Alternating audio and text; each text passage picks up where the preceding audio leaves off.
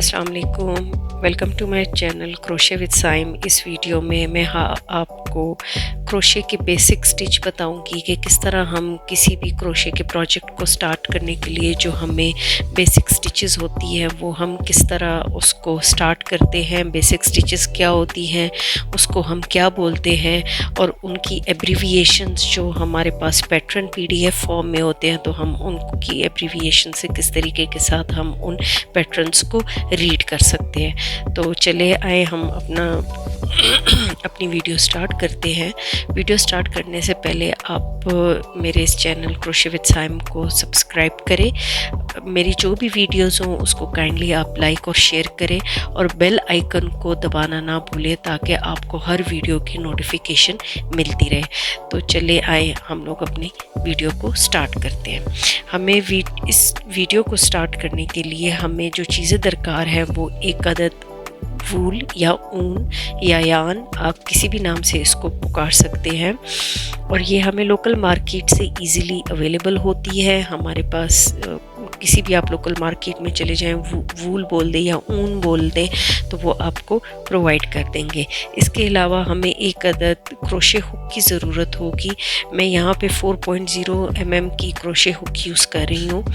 और चले हम लोग सबसे पहले जो हम कोई भी प्रोजेक्ट स्टार्ट करने के लिए जो हमें सबसे पहले एक नॉट बनानी होती है, इसको हम स्लिप नॉट बोलते हैं। ठीक है, स्लिप नॉट की जो एब्रीविएशन है वो आपको कॉर्नर में राइट अपर कॉर्नर के ऊपर आपको नज़र आ रहा होगा। ये डायग्राम में जो PDF की डायग्राम्स होती हैं इसमें आपको इस एब्रीविएशन के साथ या इस सिंबल्स के साथ आपको डायग्राम में मिलेगा। और ये जो है ये बेसिक स्टिच होता है किसी भी प्रोजेक्ट का। आप जो भी प्रोजेक्ट स्टार्ट करेंगे आप सबसे पहले स्लिप नॉट बनाएंगे। स्लिप नॉट के लिए हम क्या करेंगे, जो आपका टेल एंड होता है, आपने टेल एंड को लेफ्ट हैंड में लेना है। ठीक है, 2 फिंगर्स में, जो आपकी पॉइंटर फिंगर और मिडल फिंगर है ना, उसके इर्द आपने इसको यूं इस तरह घुमाना है।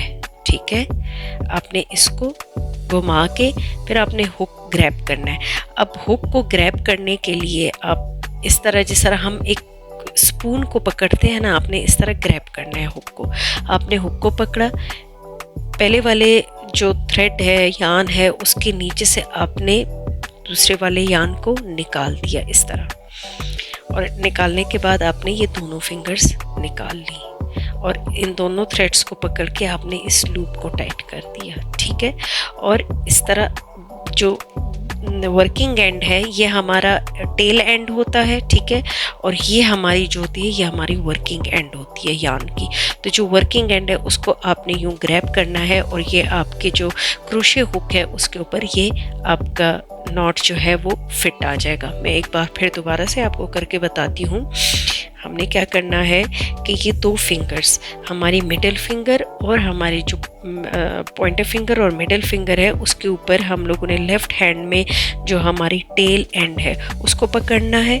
इस तरह हम लोगों ने इसके ऊपर यूं ऐसे लेके जाना है। ठीक है, यहाँ पे क्रॉस बना के और इसको ऐसे लेके जाना है, और पहले वाली थ्रेड के नीचे से गुजार के दूसरे वाले पिछले वाले थ्रेड को हमने यूं हुक के साथ बाहर निकाल देना है, और दोनों फिंगर्स को निकाल के फिर हमने इन दोनों यान्स को, वर्किंग एंड भी और टेल एंड भी, इन दोनों यान्स को हमने पकड़ के यूं खींच देना है। ठीक है, ये एक तो टाइट हो गया। दूसरा, फिर उसके बाद इस लूप को इस हुक के ऊपर फिट करने के लिए हमने जो हमारा वर्किंग एंड होता है, ये हमारा वर्किंग एंड है, इसको हमने यूं ग्रैब कर लेना है। ग्रैब करने के बाद हमारे जो स्लिप नॉट है वो हमारे बिल्कुल क्रोशे हुक के ऊपर फिट हो गई है। ठीक हो गया। अब हम, ये तो हमारा स्लिप नॉट हो गया। अब हम जो है, हम अब इस वूल को जब हम प्रोजेक्ट स्टार्ट करते हैं तो हम किस तरह पकड़ते हैं। मुख्तलिफ तरीके होते हैं वूल को पकड़ने के। हमने हमेशा वर्किंग एंड को लेफ़्ट हैंड में रखना है। ठीक है, अब उनको मुख्तलिफ तरीके होते हैं पकड़ने के। कुछ लोग इसको ऐसे, मतलब जो पिंकी फिंगर और रिंग फिंगर होती है उसको यूं पकड़ के, और जो पॉइंटर फिंगर होती है उसको इधर से इस तरह ग्रैब कर लेते हैं वूल को, और मिडिल फिंगर और थंब के साथ अपने काम को इस तरह पकड़ते हैं। ठीक है, ये भी एक तरीका है। दूसरा तरीका क्या है कि रिंग फिंगर और पिंकी फिंगर के बीच में आप इस तरह वूल लेके जाएं और पॉइंटर फिंगर जो है उसको इसी वूल के नीचे से गुजार के ऐसे ऊपर की तरफ ले आए और थंब और मिडिल फिंगर को इस तरह आप ग्रैब कर लें काम को। ठीक है, इसे पकड़ ले। अब ये देखिए इस तरह, ये एक तरीका है कि पिंकी फिंगर और मिडिल फिंगर के बीच में से आपने पिंकी फिंगर और रिंग फिंगर के बीच में आपने वूल को लेना है। पॉइंटर है आपकी, उसको आपने इस तरह वूल के नीचे से गुजार के और थंब और मिडिल फिंगर से आपने अपने काम को पकड़ लेना है। ठीक है, ये एक तरीका है। ठीक है, तो मैं ज़्यादातर यही वाला यूज़ करती हूँ। अब जो हमारी जो सबसे बेसिक स्लिप नॉट के बाद जो हमारी सबसे बेसिक स्टिच होती है वो है चेन स्टिच। अब देखिए, हुक को पकड़ने के दो तरीके होते हैं। या तो आप इसको ऐसे पकड़ें जिस तरह हम लोग स्पून को पकड़ते हैं, ये भी एक तरीका है हुक को पकड़ने का। या फिर आप पेंसिल की तरह पकड़े, कोई पेन या पेंसिल जिस तरह हम लोग फिंगर्स में ग्रैब करते हैं ना 3 फिंगर्स में, इस तरह भी आप पकड़ सकते हैं। मैं आपको दोनों तरीकों से सिखाऊंगी कि हम लोगों ने चेन स्टिच किस तरह करनी है। पहले मैं आपको स्पून जिस तरह हम पकड़ते हैं उस तरह मैं आपको बता देती हूँ। अब हमने क्या करना है, हुक को पकड़ के इस हुक की जो ये वाली आगे जो हुक बनी हुई है इसको हम लोगों ने नीचे फ्लोर की साइड पे कर देना है और इस तरह इसके ऊपर से यान गुजार के और यूँ इसको ऐसे गोल घुमाना है, गोल घुमा के और इसको इस चेन के अंदर से गुजारना है ऐसे। ये हमारी एक चेन हो गई है। इसी तरह हम दोबारा से करते हैं। इस हुक को आपने नीचे फ्लोर की तरफ इसका फेस करना है, यान को ऊपर लेके जाके को आपने क्रोशे हुक को आपने यूं घुमाना है और फिर इस चेन के अंदर से आपने गुजार देना है ऐसे। ठीक है, एक बार फिर मैं करके बताती हूँ आपको। ऐसे आपने हुक को नीचे की तरफ रखना है, यान को इसके ऊपर ला के हुक को घुमा के और चेन में से निकाल देना है। ये अब देखिए, आप इसको गिने 1 2 3 चेन्स हो गई हैं। दोबारा से मैं करके बताती हूँ। हुक जो है ना वो फेस करेगा टूवर्ड्स द फ्लोर और इस तरह आपने ग्रैब करना है यान को एक इस हुक के ऊपर और इस हुक को आपने घुमा के इस चेन के अंदर से निकाल देना है। ठीक है, एक तो ये तरीका है, ये हमारी जो है इसको हम बोलते हैं चेन स्टिच। ठीक है, एक ये हुक पकड़ने का तरीका है। दूसरा जो हुक पकड़ने का तरीका है वो है पेंसिल की तरह। आप इसको ऐसे भी, आप जब पेंसिल से पकड़ेंगे फिर आप क्या करेंगे, हुक को आपने बिल्कुल ऊपर की तरफ फेस करना है और इसको ऐसे अंडर, मतलब जो आपकी जो यान है उसको ऊपर ला के हुक के और इस तरह हुक के अंदर यान को फंसा के और इस तरह चेन में से निकाल देना है। ठीक है, ये आपका दूसरा तरीका हो गया। ऐसे किया और चेन में से हुक को निकाल दिया। ठीक है, हुक को ऊपर, यान को ऊपर हुक के ऊपर लेके आया और ऐसे निकाल दिया। ठीक हो गया, ये हमारा दूसरा तरीका हो गया यान को पकड़ने का। अब आप जब भी चेन बनाएंगे आपने देखनी है कि आपकी टेंशन, आप हमेशा लूज चेन बनाएंगे। ठीक है, जब भी कोई प्रोजेक्ट हम स्टार्ट करते हैं हमारी जो बेस होती है वो हमारी चेन की होती है। ठीक है, तो हम लूज चेन बनाएंगे, मतलब टेंशन इतनी नहीं रखेंगे।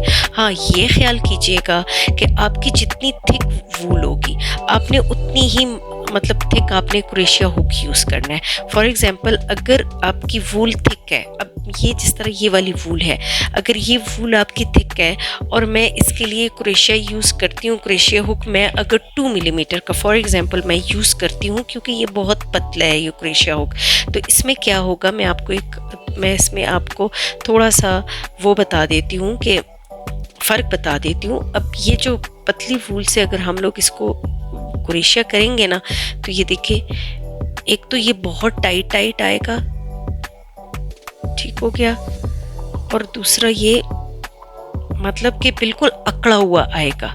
ठीक है, तो हमें जब भी बेस बनानी होगी हम वूल की थिकनेस को देखेंगे कि हम वूल की थिकनेस को कितनी, जितना मोटा आप क्रोशिया यूज़ करेंगे मोटे वूल के लिए उतनी ही अच्छा आएगा आपका। और अगर आप पतला यूज़ करेंगे, पतला भी यूज़ कर सकते हैं लेकिन वो थोड़ा सा सख्त आएगा, मतलब आपका हाथ थोड़ा सा उसके ऊपर सख्त होगा, जिसकी वजह से आपको स्टिचेस उठाने में और आपको काम करने में थोड़ी सी दिक्कत होगी। ठीक है, तो आप इस तरह ये हुक आप जो आपका काम होगा, जो आपकी वूल होगी, आप उसके मुताबिक आप इसको यूज़ करें। ऐसे ये तरीका भी है क्रोशे करने का, और साथ में पेंसिल की तरह पकड़ के ये वाला तरीका भी है। तो ये आपके ऊपर डिपेंड करता है कि आप कौन सी वूल यूज़ कर रहे हैं और उसके हिसाब से आपने कौन सा क्रोशिया हुक यूज़ करना है। मैं अब आपको इसमें डिफरेंस बताती हूँ। अब ये देखिए, मैंने 2 क्रोशिया हुक यूज़ किए हैं। ठीक है, एक मैंने पतला यूज़ किया और एक मोटा। ये देखिए, ये मोटे की जो क्रोशिया हुक थी ना, वो ये है, ये उसकी चेन है। अब पतले की ये है, ये चेन है। तो इसमें थोड़े से आपको स्टिचेस दिखने में ज़रा दिक्कत होगी, और ये फिर दोबारा से हमने मोटी ज़रा सा जो थिक क्रोशिया था वो यूज़ किए। तो ये आप वाज़े इसमें फ़र्क देख सकते हैं कि हमारे पास जो ये मोटे क्रोशिया की, मतलब हमने थोड़ा सा थिक क्रोशिया यूज़ किया है, और ये हमने पतला क्रोशिया यूज़ किया है। Thank you so much for watching this video. आप इसको प्रैक्टिस करें। ये आज पहली क्लास थी आपकी। इंशाल्लाह मैं कल आपको दूसरी क्लास में, जिसमें हम लोग सिंगल क्रोशिया सीखेंगे कि सिंगल क्रोशिया से इसके साथ चेन के बाद सिंगल क्रोशिया हम लोग किस तरह करते हैं। तो हमारी दूसरी जो क्लास होगी इंशाल्लाह, सेकंड क्लास, वो हमारी सिंगल क्रोशिया की होगी कि हम लोग सिंगल क्रोशिया किस तरह बनाते हैं। उम्मीद है कि आपको मेरी वीडियो अच्छी लगी होगी। अगर अच्छी लगी है तो काइंडली आप इसको लाइक करें, शेयर करें, और साथ में कमेंट बॉक्स में लाजमी कमेंट कीजिएगा कि मेरी वीडियो आपको कैसी लगी। अपना बहुत सारा ख्याल रखिएगा। अल्लाह हाफिज़।